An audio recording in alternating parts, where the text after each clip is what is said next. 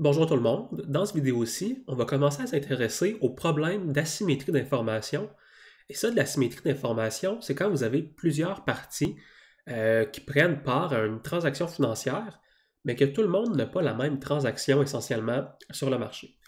Et donc, on va s'intéresser à un premier problème d'asymétrie d'information qui s'appelle l'antisélection.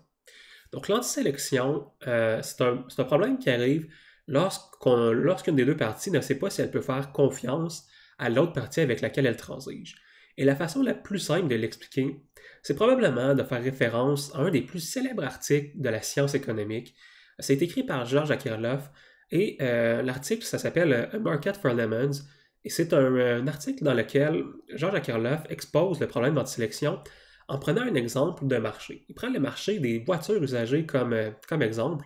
Il nous dit la chose suivante. Il va nous dire le marché des voitures usagées est très inefficace et il est rempli de citrons. Donc, d'où le titre Un Market for Lemons.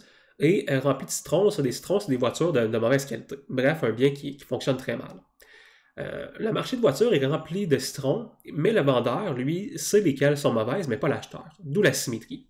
Et Akerlof vient nous dire la chose suivante.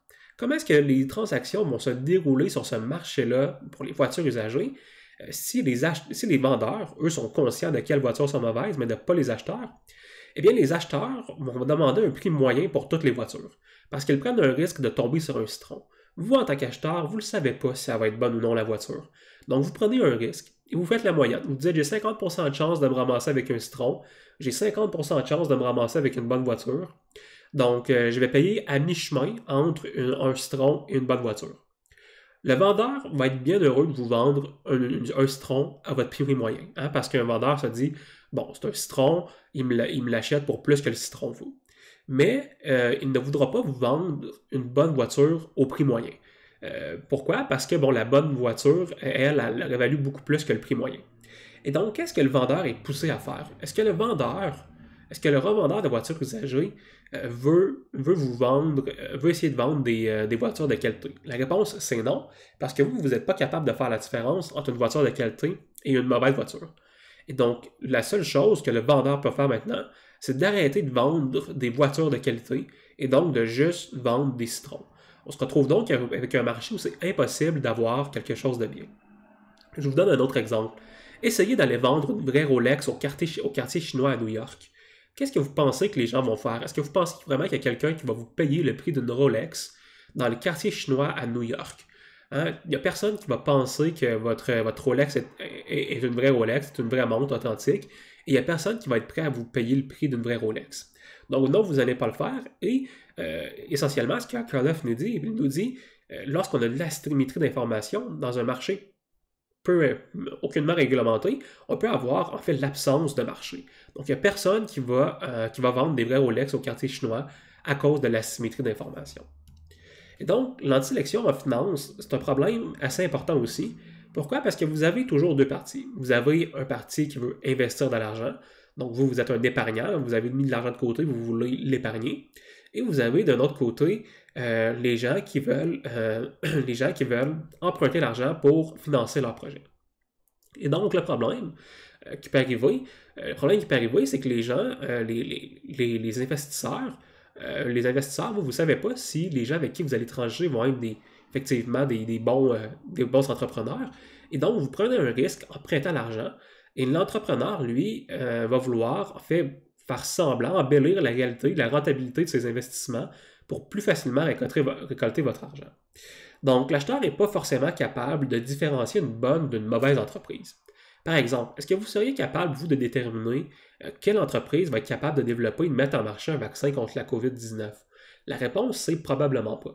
Donc, est-ce que ça fait du sens pour vous de prêter de l'argent? Est-ce que ça fait du sens pour vous de prêter de l'argent à des entrepreneurs si vous n'êtes pas capable de déterminer est-ce que cet entrepreneur-là a un projet vraiment crédible ou est-ce que c'est du gros n'importe quoi son projet? Ce problème d'antisélection-là explique pourquoi les entreprises ne se financeront absolument pas par l'émission d'obligations. À moins d'être des entreprises très bien établies, l'émission d'obligations n'est pas la première source de financement des entreprises. C'est possible de mettre en place certaines dispositions législatives pour atténuer les problèmes d'antisélection. Par exemple, on peut publiciser et normaliser l'information financière, c'est-à-dire que les entreprises, chaque année, chaque quart, sont obligés de produire de l'information sur leurs comptes, leurs activités dans des standards comptables. Ça peut aider les investisseurs à déterminer est-ce que cette personne-là gère bien son entreprise. Donc, je suis capable de voir est-ce que cette personne-là a des bons revenus, est-ce qu'elle a des bons flux de trésorerie. Également, on peut vouloir faire affaire à des entreprises privées spécialisées dans l'évaluation du risque. Et ça, typiquement, c'est là qu'on rentre avec le système financier des banques. Donc, les banques, eux, c'est des excellents intermédiaires pour départir qui est un bon entrepreneur de qui ne l'est pas.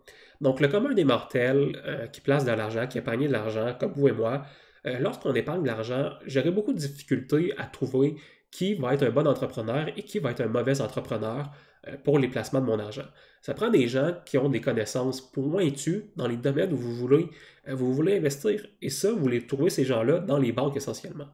Donc la banque, elle est libre de choisir où elle place son argent pour tirer le meilleur rendement possible et ensuite vous redistribuer une partie de ce rendement-là. Donc c'est à ce point ici que les banques bien réglementées agissent comme des superbes intermédiaires financiers qui permettent vraiment d'atténuer le problème d'asymétrie d'information et plus spécialement d'antisélection.